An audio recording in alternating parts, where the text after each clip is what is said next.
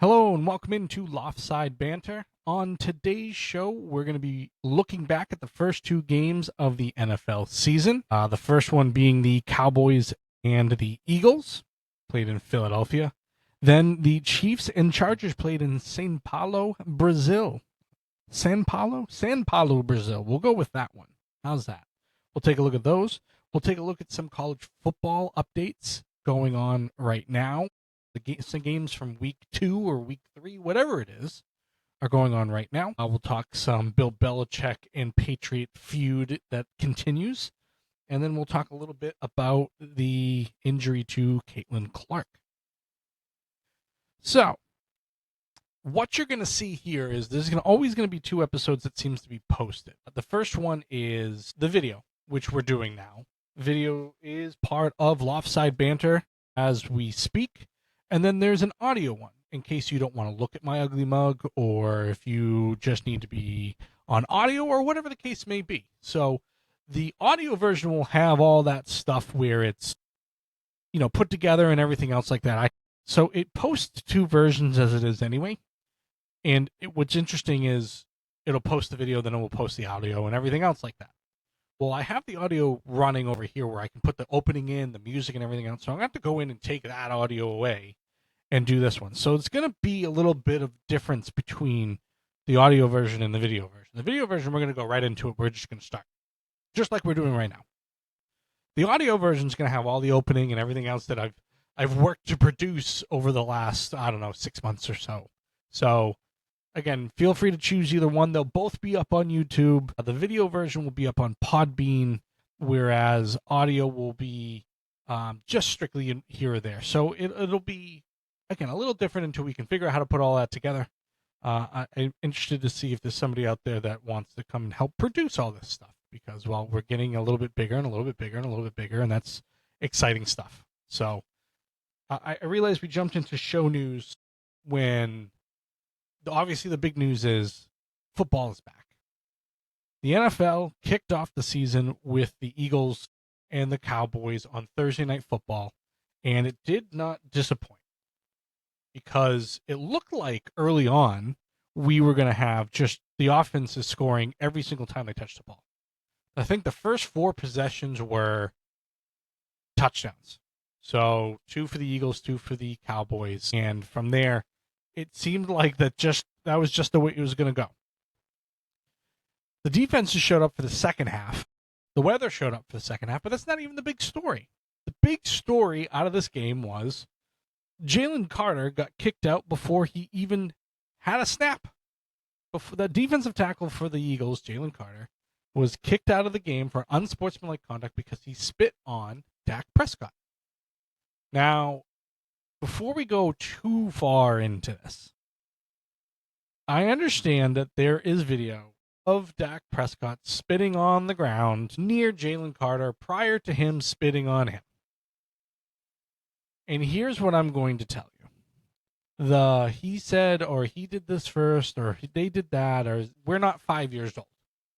Well, he did it first. It doesn't matter. Jalen Carter got caught spitting on somebody else. And do I think that there is a big rivalry between the Eagles and the Cowboys? Absolutely. I absolutely believe that. Do I think getting spit on out of the grand scheme of things as an unsportsmanlike conduct was enough to kick him out? Maybe, maybe not.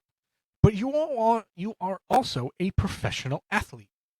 You should know that if you get caught doing something like that, you're going to be thrown out. And the refs made it very clear early on in this season that they're not going to allow things like that. Now, Jalen Carter is a big part of the Eagles defense. They need him because the Eagles defense got gutted over the offseason with coaches leaving and players taking huge contracts. Josh Sweat to the Cardinals is a big one that I can think of. Milton Williams to the Patriots is obviously the other one. They lost a lot of pieces and had to replace a lot of different pieces. So, Jalen Carter should know that he is a main focal point of that defense. And it looked pretty early like that Prescott was able to get around, not get sacked, everything else like that. The defenses, both of them, both the Eagles and the Cowboys looked like they were just going to give up every amount of point that you could possibly imagine. Then the second half came, and there were some adjustments made and everything else like that, and we had a pretty tight ball game throughout the rest of the way. The Eagles ended up winning 24-20, and Dak looked pretty good coming back from, again, more injuries. The Eagles looked okay. They looked skittish for a little while in that early second half, but they did enough to win, which is a staple for this Eagles team, is that they do enough to win without necessarily having to blow out. So anyway, the Eagles did enough to win against this Cowboys team. And the Eagles don't look game one early on, a lot of emotion going through everything. And, we're looking at a team that came off a Super Bowl, obviously played a lot of extra football to win the Super Bowl, right? There also are a lot of changes that come with a Super Bowl winning team. As mentioned, it's the fact that they're taking a lot of players. A lot of players are taking higher money and everything else like that. But looking over the box score, Dak Prescott had 188 yards passing, 21 of 34. Not blowing the cover off of anybody or anything else like that. But no touchdowns, no interceptions, so no mistakes. Jalen Hurts, 19 of 23 for 152 yards. And you go, okay, well, then that probably means that Saquon Barkley had a game. Well, 18 carries for 60 yards. He did score a touchdown. Jalen Hurts had 14 carries for 62 yards and 2 touchdowns. So he did more with his legs, it seems like. I mean, at least scoring-wise. But again, the game was entertaining. Obviously, there was a rain delay or a lightning delay through this. So again, it was a weird way to kind of start off the NFL season, especially with Jalen Carter getting kicked out. People have criticized CeeDee Lamb. CeeDee Lamb, 7 catches, 110 yards. So he had the majority of the yardage from Dak Prescott. But dropped 2 passes towards the end of that game that seemed catchable. And really would have helped the Cowboys come back to try to possibly win this game. I mean, 24-20 is, score a touchdown. That's it. You got yourself back in this, or even winning it, right? So CeeDee Lamb is still a top echelon wide receiver, whether he dropped a few passes or not. But it's interesting to see that that's early on some troubles with them, because the wide receiving core on this team should be one of the best in the NFL, with CeeDee Lamb and George Pickens being your top 2 guys, right? It's a pretty big drop-off after that, but Javonte Williams for Dallas, the oft-injured Denver Bronco, scored 2 touchdowns. Now he had 54 yards rushing on 15 attempts. Miles Sanders, his backup, lost the fumble, so there was a turnover there. There are different pieces going through all this and looking at what Dallas was able to do in this game. And again, they didn't get blown out. They didn't anything else like that. Brian Schottenheimer's first game in charge. So Dallas looked pretty good against the champions. And the champions didn't look as well as they did towards the end of last season. So, I mean, it's a very, what's the word I'm looking for? It's a very rash kind of judgment on one game, the opening game, on a Thursday night in the rain, with the tensions that started the game, if you will. But Dallas kept themselves in it. The Eagles looked like they could have been better.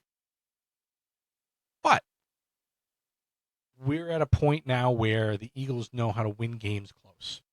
And that is more telling to me than blowing a team out.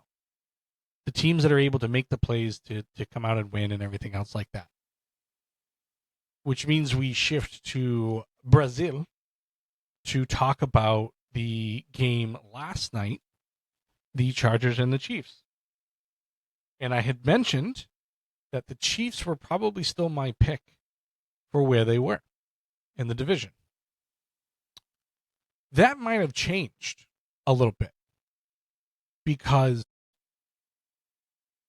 Patrick Mahomes was 24 of 39, 258 yards, a touchdown, no interceptions. Okay. A good Patrick Mahomes game, not doesn't blow you away or anything else like that, but didn't make any mistakes, didn't anything like that. His touchdown pass was to Travis Kelce, who only had 2 catches, but he had a 37-yard catch. So I said in my previews that the Chiefs were still going to win the West because they're still the Chiefs. They still have Patrick Mahomes. They still have Travis Kelce. They still have Chris Jones. They still have people like that. The thing that I find interesting is the stat that they released during the game, which is the 11th different left tackle that they've had on this roster, was Josh Simmons starting last night. Their first-round draft pick out of Ohio State. And I said he was the best left tackle prospect as long as he could stay healthy. But the offensive line looked shaky. Now, he only got sacked twice. But the offensive line looked shaky. The Chiefs looked sluggish for a good portion of the game. And the Chargers looked the more dangerous team. Now, the Chiefs didn't go anywhere. They were still in the game to the end. 27-21 was the final score. But the Chiefs used to win these games. These were the games that the Chiefs won last year and had that 15-2 record or whatever it was. They lost this one. Now it's the first game of the year. I'm going to keep that as a kind of quotation / asterisk and anything else like that because this team can win games like this. They just didn't last night. The Chargers look good. The Chargers, Justin Herbert looked good. Missed 9 passes all game, 318 yards, 3 touchdowns. 2 of them to Quentin Johnson, who couldn't catch a pass his first few years in the NFL. Keenan Allen scored a touchdown. A well-known commodity to Justin Herbert. So I think the moves, and with Harbaugh being Harbaugh and the way he prepares his teams and everything else like that, Omarion Hampton was the starting running back, their first-round draft pick. 48 yards, again, nothing to write home about. Justin Herbert ran pretty well. That team looked all right, even with some backups that had to come into the game on their offensive line.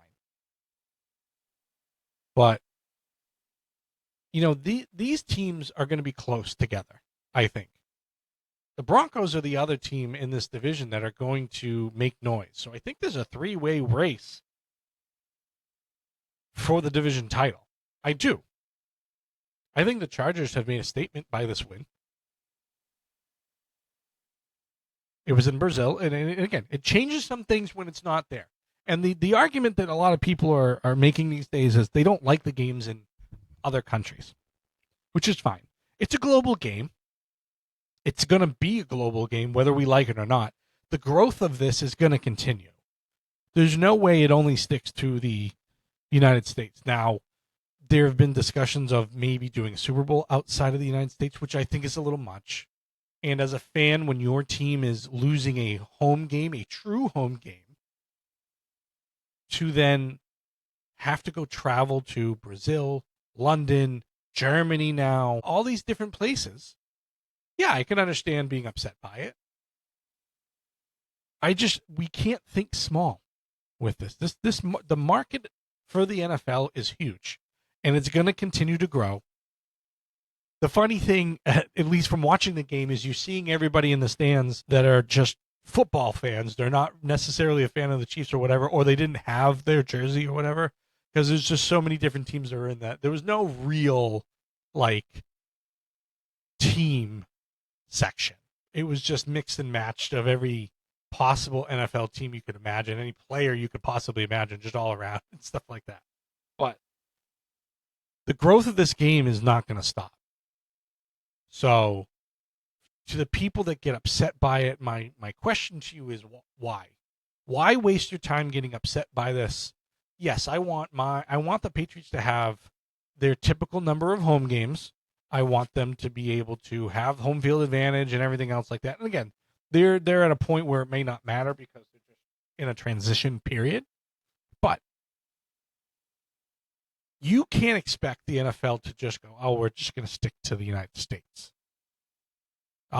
We have an opportunity for growth worldwide and be a worldwide product. No, we're not interested in that. And for the little guy that spends the money to go to these games and pay whatever it is to park the car, to go to these events before the game, during the game, when game's not there, I've been invited to go to Patriots games. Last year they were in London. I went to the game to watch the game at the stadium, and they had all the stuff on the field and everything else like that. It's a cool way to make money when they're not even in the same country. I understand. When is it going to be about the fans and not just making money? I'm sorry, I think we've passed that point quite a while ago. Where yes, they don't want to alienate their longtime fans, but they're going to continue to get fans from this worldwide market. So for myself and having the opinion of let's not do a Super Bowl outside the United States, let's keep it here. Let's do that. That's fine. I think I'm fighting a losing battle on that. I'll speak to it as much as I want to on this platform. But again, I think I'm fighting a losing battle.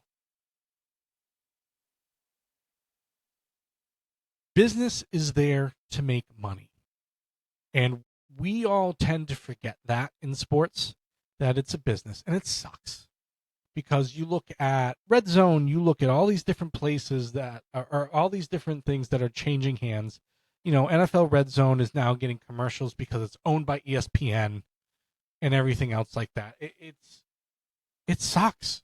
It sucks to take the thing that you're used to or the thing that you love to attend or be a part of and stuff like that. You know, I can remember the Patriots going 1-15 before they started going on these runs and having, you know, some of the best 20-year span of any team. But it's not the same anymore.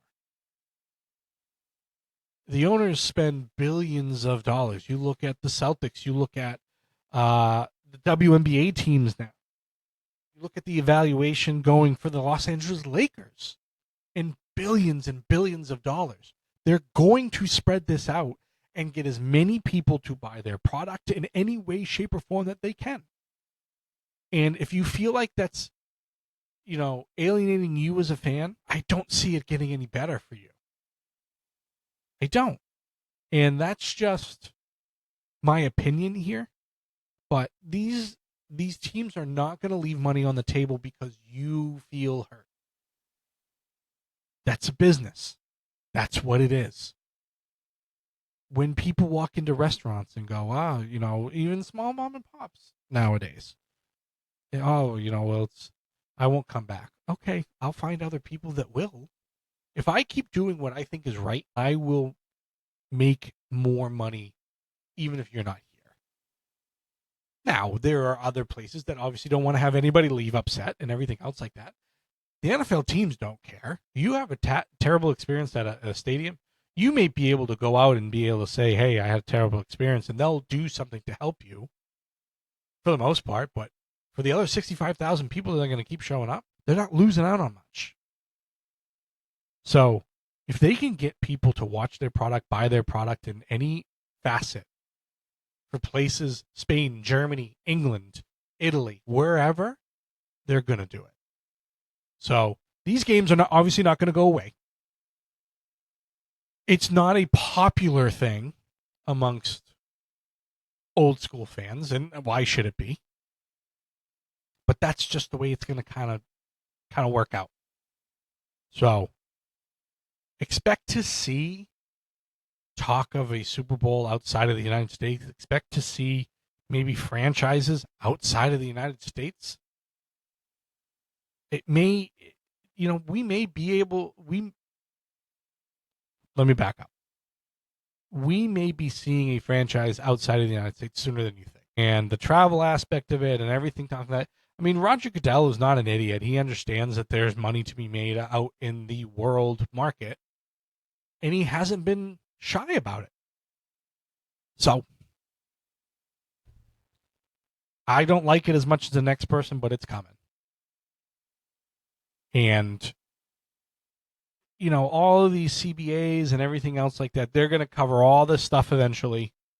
Hey, the travel is this, there's got to be compensation for that, whatever. It's coming, and it's different. It's not something that everybody's going to resonate with, especially here in the States. And unfortunately, it's just not going to get any better for you. So you either have to grow with it, deal with it, or just not be a part of it. Those are your three options. And I don't think I've said anything too in-depth here. I've basically laid a blanket out over this whole subject. But it boils down to that. You either accept it, ignore it, or not be a part of it. That's the growth of and I'll sit here and argue the point every which way. But that's what's coming. All that and the Chiefs lose. I mean, it was a hell of a Friday night, Let's take a look at the first week's games here. Loftside Bantr will be at Gillette Stadium tomorrow to see the Patriots and the Raiders. So anybody that recognizes me, which won't be any of you, and that's fine, come say hi. But the Patriots and the Raiders, Christian Gonzalez is out for the New England Patriots. Still a hamstring issue, which puts a little bit of strain on the Patriots secondary because there's not a ton of talent past Carlton Davis and Christian Gonzalez. Now, I understand keeping Christian Gonzalez out for week 1. Not a problem for me. I would rather them do that as a fan. Excuse me. Carlton Davis is the left-sided cornerback, the one they brought in from the Lions to be opposite of Christian Gonzalez. So he's probably going to be matched up against number ones. Their other options are Marcus Jones, who's typically their nickel back. Not the band, just so we're clear. Alex Austin, who I like. I liked Alex Austin. They brought him in off waivers a couple years ago. This was a Belichick move. And I thought he played really well. They brought him back on a free agent contract. I thought he played well when he was healthy last year. And I like him. I think he has a legitimate shot at being a number 2 starting corner in the NFL somewhere. Maybe not today or tomorrow, but I like Alex Austin. So, Alex Austin, DJ James, who they brought over. Again, not a ton of time, but he was a 6th-round pick in 2024 for Seattle out of Auburn. He played well in the preseason. Not somebody I would hang my hat on as being a shutdown corner anytime soon, but he's the other guy right now. And then Charles Woods, who they brought in off waivers, but he's questionable. I believe he's a Packer. But, that's what you got, and that's what you're going to have to deal with. Now, if I'm looking at their depth chart and I'm looking at all this different stuff and deciding who's going to go, what, where, it's probably going to be Marcus Jones or Alex Austin. Those are your two options. So we'll see what they decide to do with that. Starting wise, it looks like Stephon Diggs is going to play. Will Campbell is probably going to play. He's been questionable the last couple of days. I don't want to see Verity and Lowe in there, unfortunately. I just watched a lot of him last year, and there was not a ton of great things from that. I like some of the moves that the Patriots made. None of these are going to have any effect on the game tomorrow, but I like Tommy DeVito coming in. I liked some of the other kind of moves. They moved away from some players, including Kendrick Bourne, Javon Baker. You had 8 wide receivers. You had to clear some out and get yourself some depth somewhere.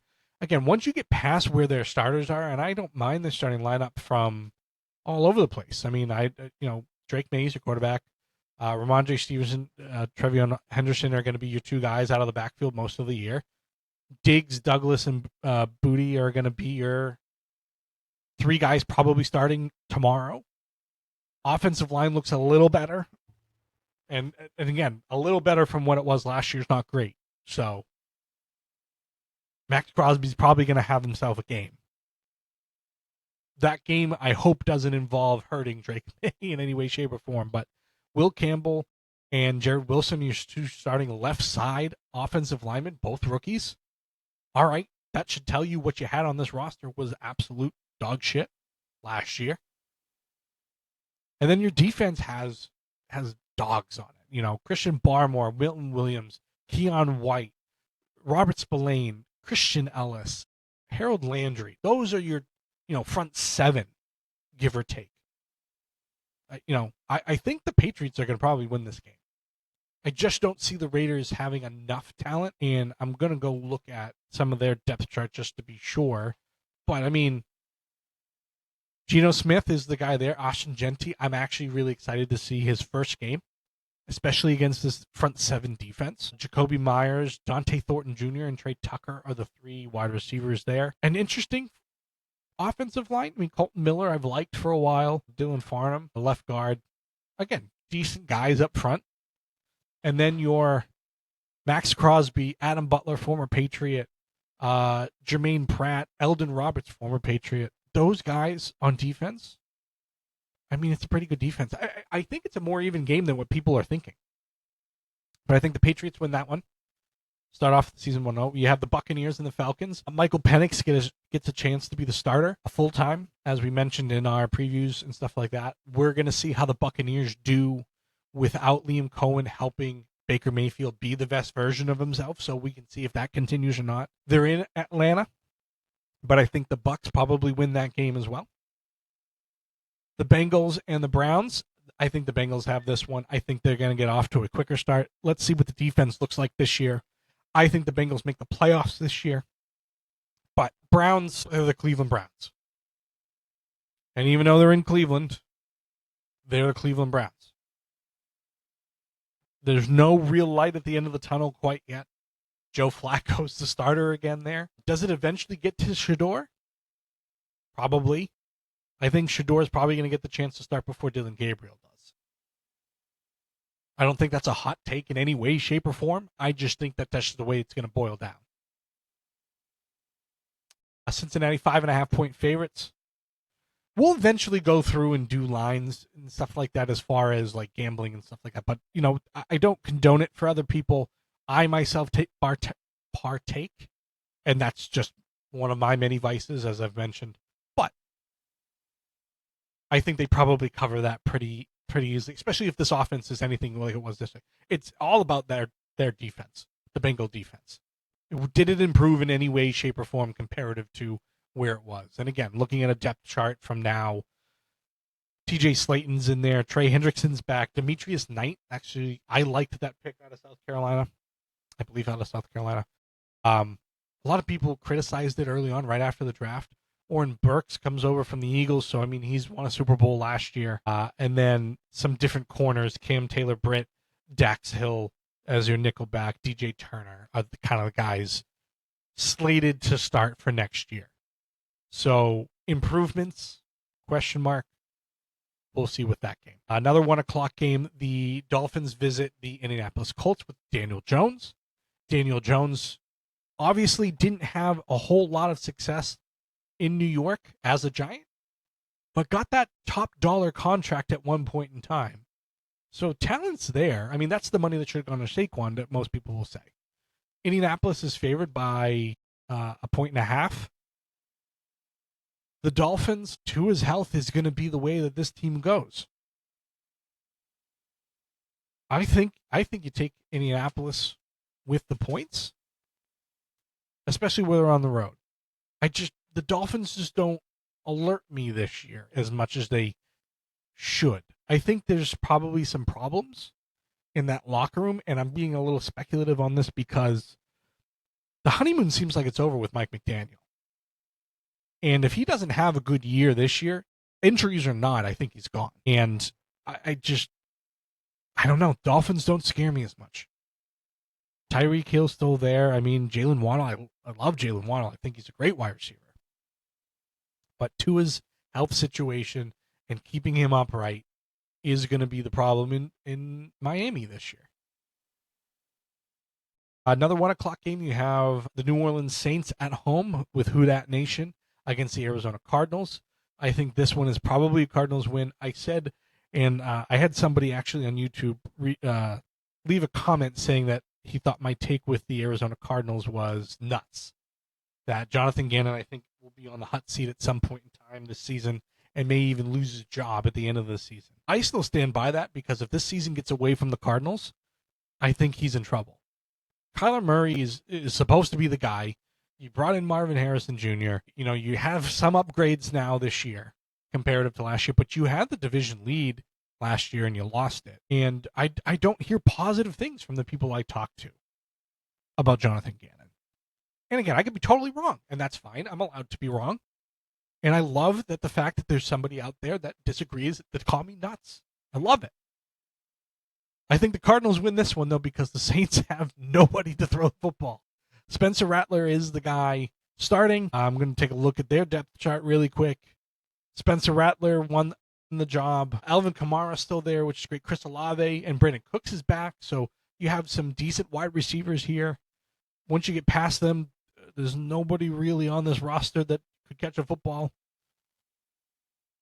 You're looking at Tyson Hill still on this. He's out for this weekend. Trevor Penning, I think Northern Iowa guard they drafted last year is out for the first game. Cameron Jordan still on this team. Devon Godshaw over from the Patriots last year. They have a guy that can tackle anything, Demario Davis. And then Kool-Aid McKinstry. Justin Reed came over from the Chiefs. So it's going to be a rough season for the Saints. And I think Who Dat Nation needs to make peace with that, which they never do. But it is what it is. I think the Cardinals win this game. They're 6.5-point favorites right now. Another 1 o'clock game. Pittsburgh Steelers against the New York Jets. And if you're a football fan, you know what that means. Justin Fields is the new starting quarterback for the New York Jets. And Aaron Rodgers is the starting quarterback for the Pittsburgh Steelers. I'm at a point where Pittsburgh Steelers don't scare me all that much. They're 2.5-point favorites. I think they probably beat the Jets. I think the Jets are going to have a rough season. I like Justin Fields. He's still 26 years old. I think there's still time for him to be a good NFL quarterback, but he's just not the complete package where he was drafted to be. And we've seen it with Chicago. We've seen it in Pittsburgh. So, I mean, we're at a point where he's got a 1-year really audition to show that he's the guy, and he can be the guy. He's got some weapons around him. But before we go into the Jets, let's take a look at the Pittsburgh Steelers. They brought back Mason Rudolph to back up Aaron Rodgers. Doesn't move the needle. Aaron Rodgers doesn't move the needle all that much for me either at his age. I don't think he's the same quarterback he's going to be in any point in time that he was in Green Bay. I don't think he makes Pittsburgh a Super Bowl contender by any means. I think he has weapons with DK Metcalf on this team now. Roman Wilson on this team in his second year. If I'm not mistaken, it's his second year. It is. Pat Freiermuth, Johnny Smith, your tight ends. He's got a good offensive line that can protect him, keep him upright. Again, injury history over the last couple of years at least.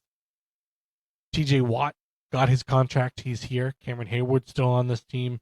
Darius Slay in the back of the defense there as a veteran. And then Jalen Ramsey's here. You know, they've changed a bit of their defense. But again, I don't see a Super Bowl contender here. And maybe that's just me. But they don't scare me all that much. But we'll kind of see what that brings throughout the season. We'll see what kind of version of Aaron Rodgers we're going to get. This seems to be his last go-around. I think the Steelers take this. They probably cover the 2.5. Commanders and Giants. Commanders are 6.5-point favorites. Giants are going to be a mess offensively to start off. Russell Wilson, I don't think, is the guy anymore that he was last year in Pittsburgh. He's making the most money. He's starting as the starter. Jackson Dart has won the second position as far as, or the second on the depth chart, at least according to this. Tyrone Tracy had a decent year last year for the Giants. Interested to see what he has as a full-time starter now. Malik Neighbors, love Malik Neighbors. Darius Slay, I actually like Darius Slay. Wandell Robinson, he's got to stay healthy. A jack-of-all-trades type of wide receiver. Offensive line, not the greatest. Defensive line, stellar. Brian Burns, Robertson Harris, Dexter Lawrence, Abdul Carter, Darius Alexander, Raheem Roaches. And then you also have Kayvon Thibodeau. You also have Bobby Okereke as far as your linebackers are concerned. The defense looks okay. The defensive line looks great. But defensive lines don't score you points. And if you can't score points, defensive lines are going to wear out because they're always going to be on the field. So I think the Giants have issues. I think they're still going to come last in the NFC East, as I mentioned in the preview. The Commanders, I think, win this game pretty handily. Jaden Daniels, Rookie of the Year last year. Again, sophomore slump. Does that come up? Does it not? Scary Terry got his contract extension or got his pay bump or whatever it is. He's back in the fold. He had been practicing with the team, so, he wasn't really out of it. Deebo Samuel's here. Noah Brown. Offensive line was upgraded with Laramie Tunsil, Josh Connolly Jr. Defense still has questions, especially that secondary. Marshawn Lattimore did not look great since coming over here. Trey Amos didn't look great last year. Trey Amos. Not Trey Amos, I'm sorry. Mike Sandster still. Again, didn't look great at times last year. Again, rookie year, I understand it. Trey Amos is their rookie this year, I believe second round pick this year out of Ole Miss. So that was one of the guys they brought in to help that secondary. Von Miller's here. Bobby Wagner. That is a veteran leader linebacking core if I've ever heard one. Jaguars and Panthers play. They're playing in Jacksonville. Jacksonville 3.5-point favorites. Bryce Young is the question mark, is one of the things the Panthers have, because he looked good at the end of last year after he was benched. After he was benched for Andy Dalton, they brought him back in. He looked pretty good. And there's some hope there for the Panthers with him. The Jaguars are at that point where Trevor Lawrence has been in and out of the lineup, has had shocking games, has had really great games. Now comes Liam Cohen, who helps Baker Mayfield look like the quarterback we thought he could be. Can Trevor Lawrence now be the next one that kind of takes that step? He never really truly got out of that rookie groove where he's inconsistent. So I think this is a make-or-break year for Trevor Lawrence. And they've paid him, and they've done all those different things. They've brought in weapons. They've upgraded as far as an offensive line. Defense has some players on it that can, it's all can they put it all together is the question. You have Travis Hunter now. He can play both sides of the ball. Is he going to play both sides of the ball? Brian Thomas looked great. You have Travis Etienne, Tank Bigsby. You drafted another running back. So I think Etienne's probably on the hot seat for his starting role as well. I think the Jaguars take this one, probably cover as well. Titans and Broncos, I think this one's probably a lot further away. This is starting the 4 o'clock slate, by the way. The Broncos are going to beat the Titans and Cam Ward. Cam Ward, obviously the first overall pick. But there's going to be a learning curve here. I think the Titans are going to have a learning curve. I think the Broncos have not only had a great defense last year, upgraded it with some draft picks this year, have been able to fix some offensive line issues that they might have had. So I think the Broncos, they're 8.5-point favorites. It might be closer than that, and it might be garbage time touchdown or something like that, but I think the Broncos take this one. 49ers and Seahawks, I think the 49ers have a lot of injuries to bounce back from.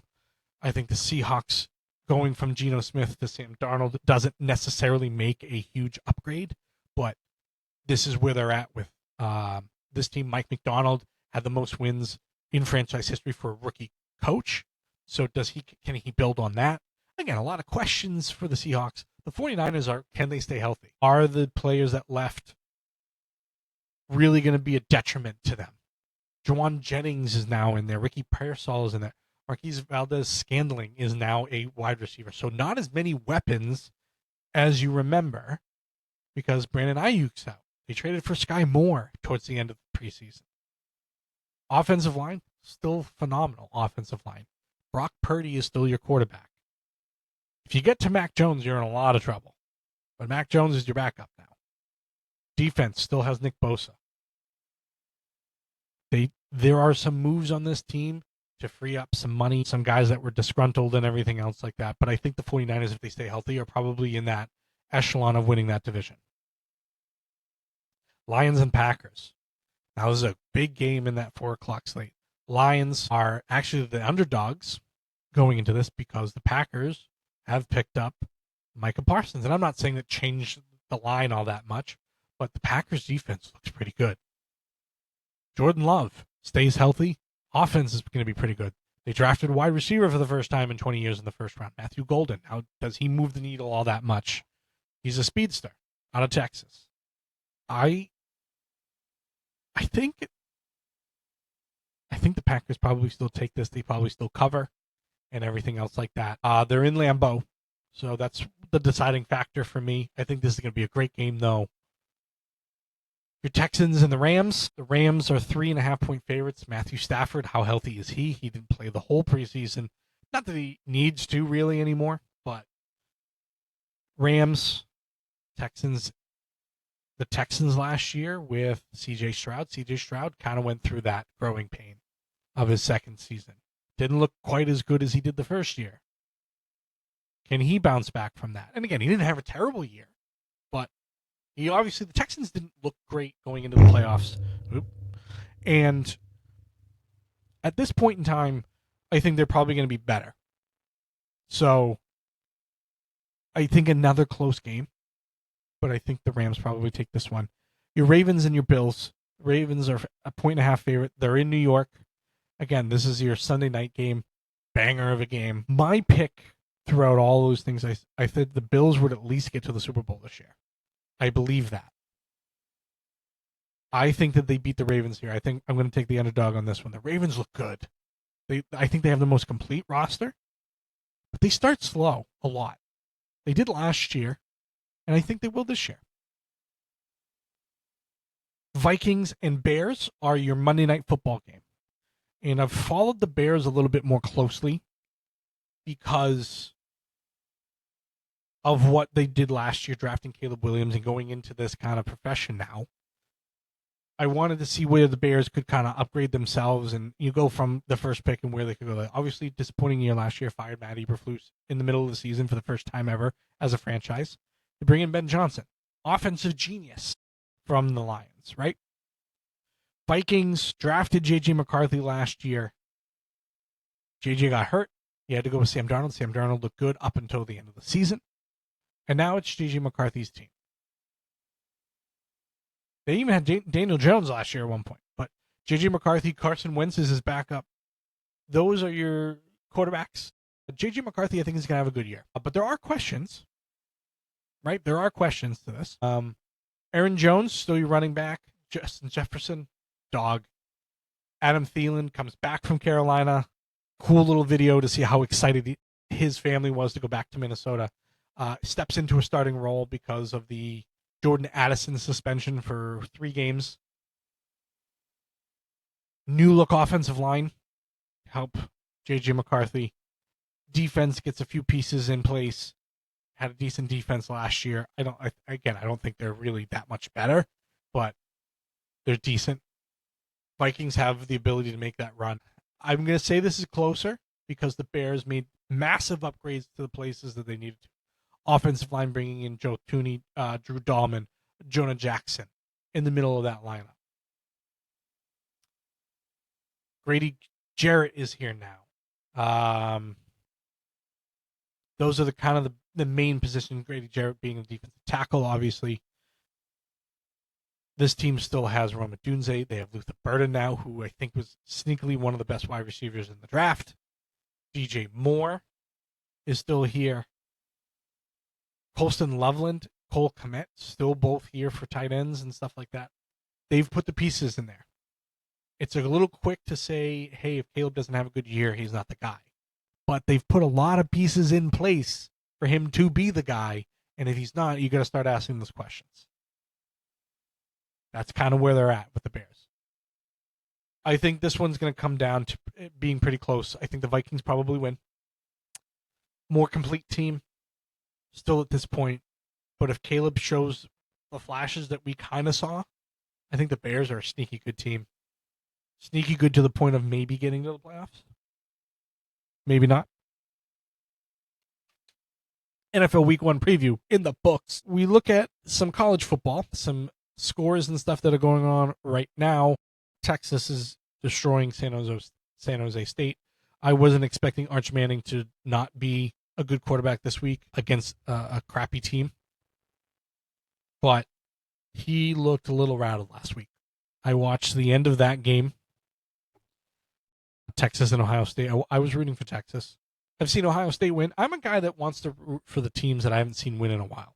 Texas, I haven't seen in a national championship game since Vince Young, so obviously I wanted to see something a little bit different. I also have a little, my father grew up being a Michigan fan, so I grew up with the idea that Michigan was always better than Ohio State, and obviously they've been the last two national champions. So,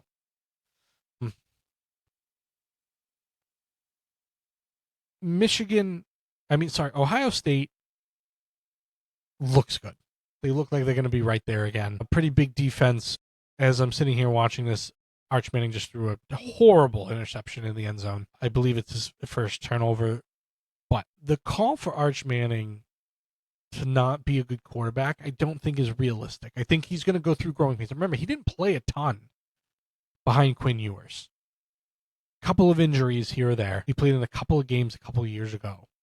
Or last year. I think he played a couple of games last year. He's the full-time starter. He's going to have some issues. He's still got eligibility after this year. I think he's probably going to go back to Texas because there's going to be some growing pains, as we mentioned. He'll get a chance to put in a full, hey, we've had you working with the system. You were the starter for 1 year. You made some mistakes. Let's go through and not make these mistakes the second year. And the Steve Sarkisian offense in the red zone is atrocious. It's always been atrocious. Anywhere he's gone, he's had a tough time with the red zone offense, and I don't understand it. But I think he'll be fine. I think Arch Manning will be fine. Let's see what he can kind of do. The next 3 games, I think, if he's making mistakes like this, like he just made, over the next 2 games where they're lesser opponents again, and by the time they end up playing Florida, I think then we'll really know what he's going to kind of be the rest of the year. Heisman, I think, is out the door. Didn't look good enough for that. Some other top 25 games, Penn State's number 2. Number 3 is, let me see if I can find the updated rankings now. Ohio State 1, Penn State 2. LSU is 3. LSU looked really good, beating Clemson last week. Georgia's 4. Miami's 5. They beat Notre Dame. A classic rivalry game. They ended up winning that game. It ended up being pretty close. Oregon 6. Texas dropped to 7th. Clemson dropped to 8th. Notre Dame dropped to 9th. And then South Carolina rounds out your top 10. Some new teams that are in this now. Utah ended up becoming the next team into the top 25. They looked pretty good as well. But Florida State has looked really good. They beat Alabama, who was in the top 10. Tommy Castellanos, who left Boston College and went to Florida State. Now, everybody in Florida, the state of Florida, that's Florida State fan, is excited about Tommy Castellanos. And they're playing East Texas A&M right now. So, again, these numbers mean nothing at this point in time because he was 7 of 10 for 230 yards and 3 touchdowns throwing the ball. He ran the ball 4 times in this game. He looked good against Alabama. And, again, that's great. He looked good against Florida State as the Boston College starter. And I'm a Boston College fan, so I'm going to tell everybody in the state of Florida that's a Florida State fan. Just understand, Tommy Castellanos has flaws.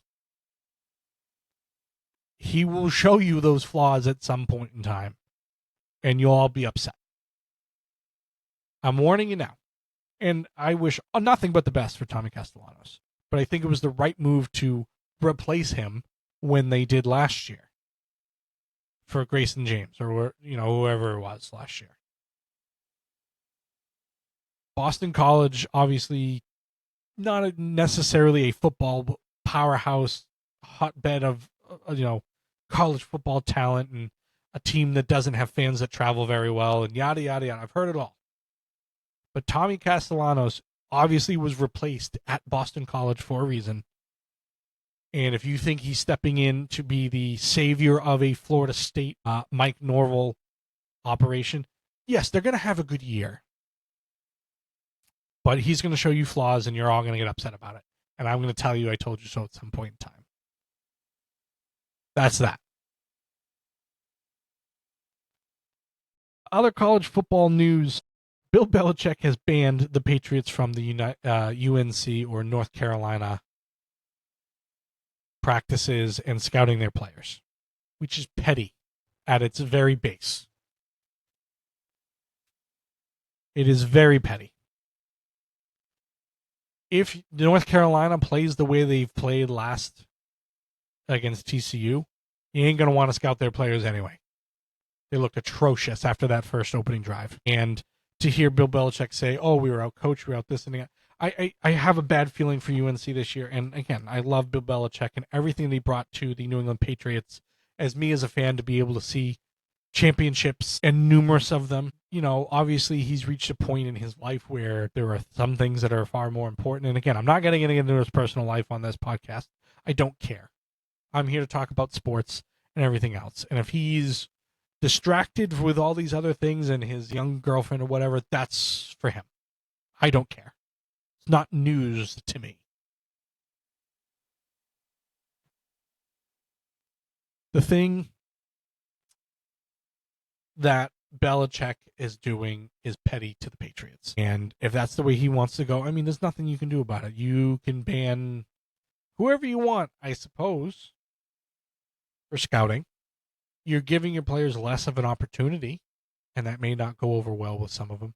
I understand why they played the way that they did, because there's 70 new players on this team, a ton of transfers. They're not going to gel all together.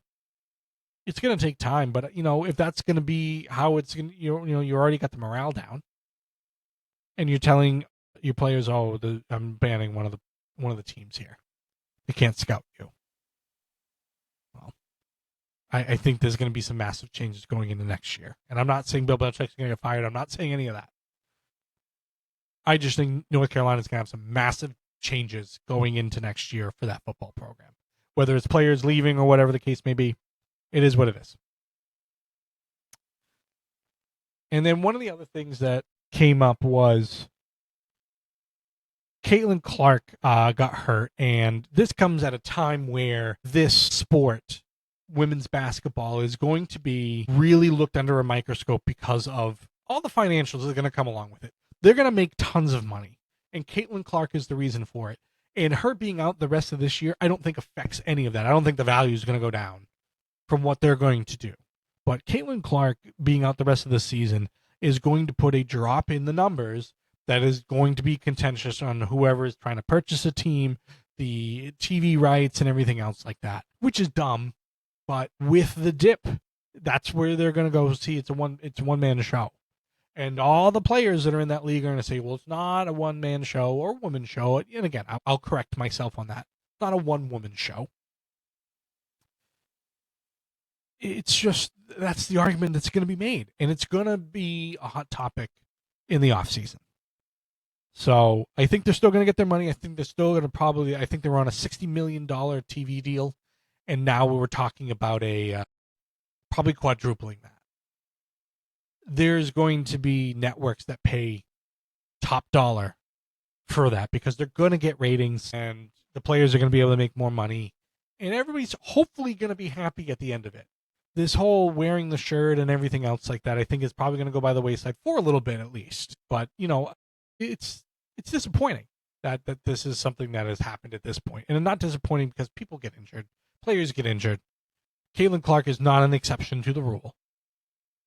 But there's going to be a drop in viewership. There's going to be, the Indiana team is not going to get as many viewers.